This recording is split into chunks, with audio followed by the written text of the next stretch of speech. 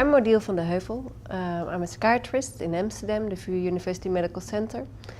I lead the Enigma-OCD working group, so obsessive compulsive disorder, together with Dan's team from Cape Town and Premika Boudou from Amsterdam. We have about 35 samples from 26 international sites in 15 countries and 5 continents.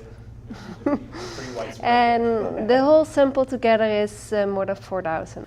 I think what's important of our working group is that we have both pediatric and adult samples. So OCD is you can call it a neurodevelopmental disorder. The prevalence is about 1 to 3% in the general population. In about 50% of the cases, the disorder starts at childhood. And if it started childhood, about 40% of the cases persist in their symptoms until adulthood.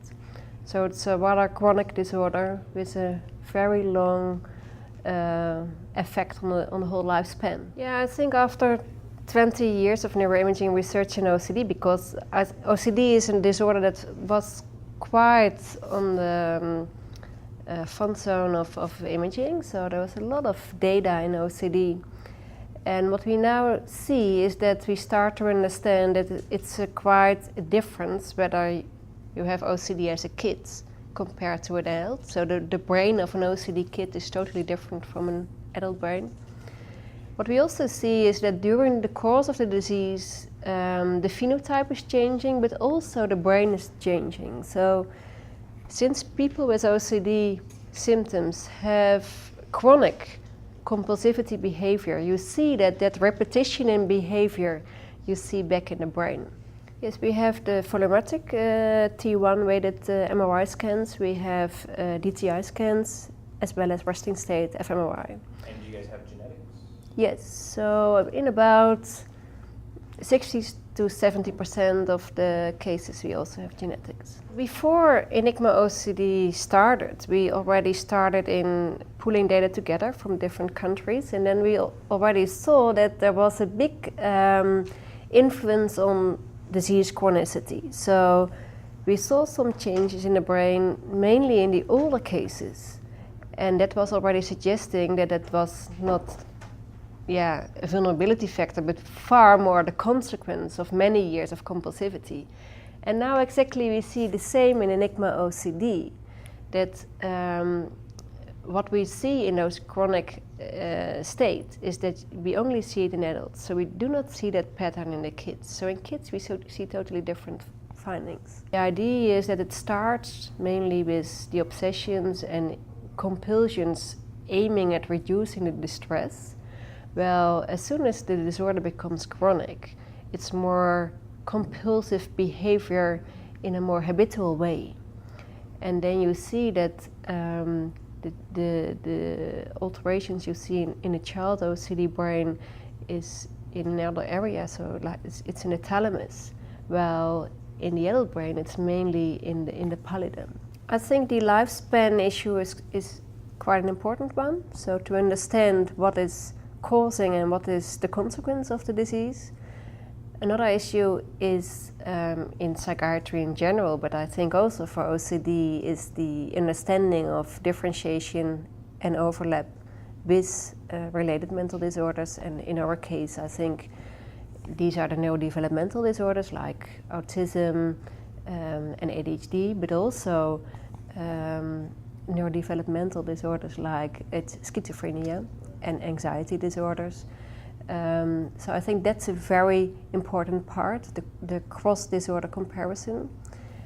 And we know that OCD has about a 50% heritability, and we do not really understand how the heritability relates to the brain abnormalities. First, Enigma really brought the child and the adult psychiatry together. So in the OCD field, there's a big gap between the pediatric and adult OCD studies. So that's a very good thing. And in general, I think Enigma is giving the power that you start trusting imaging results. So I'm in the imaging field now for 20 years, and I became a bit skeptical about the inconsistency in imaging findings, but now I really see the consistency in the literature, and I see that the findings we get now with Enigma-OCD fit with the most strong findings in the literature. So now we can start seeing the difference between noise and real findings. I think the other thing is that we really included the whole world, so also Asian countries, Africa, Southern America, the States, Europe, China, places where we have almost no collaboration until quite recently. And I think that really brings people together. In fact, I think maybe 80% of the OCD field is somehow involved in Enigma-OCD.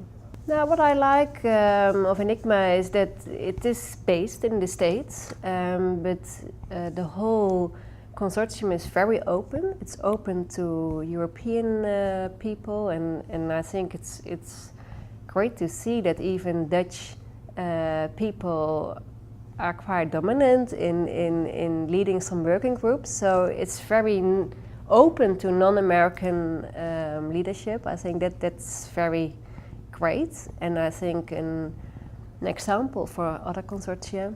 And what I also like is that the driving force in Enigma is by junior people, while many big consortium are led by more senior people. And I think the energy of young people working together is a very positive thing of Enigma. I look for people presenting posters on OCD, and I directly ask them whether they are not joining yet Enigma-OCD, because I think it's important that the more people join, so there's absolutely no limit at all.